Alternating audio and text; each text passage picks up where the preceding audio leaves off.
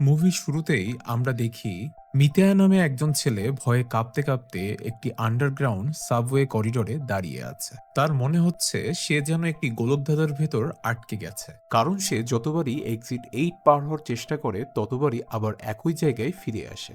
এই করিডোরে সে প্রতিবার একটি অদ্ভুত লোককে দেখতে পায়। লোকটি ধীরে ধীরে হাঁটতে হাঁটতে তার পাশ দিয়ে চলে যায়, কিন্তু সে কখনো কথা বলে না। মিতায়া খুব ভয় পেলেও একসময় ভাবে লোকটিকে জিজ্ঞেস করবে এখান থেকে বের হওয়ার রাস্তাটি কোথায়। ঠিক তখনই সে পিছনে ঘুরে দাঁড়ায় আর দেখে সেই লোকটি তার একেবারে পেছনেই দাঁড়িয়ে আছে। লোকটি অদ্ভুতভাবে হাসছে, যেন সে মিতায়ার মনের কথা পড়ে ফেলেছে। এই দৃশ্য দেখে মিতায়া এতটাই ভয় পেয়ে যায় যে সে কিছু না বলেই সামনে দৌড়ে চলে যায়। কিছু দূর যাওয়ার পরে তার চোখে পড়ে একটি বোর্ড।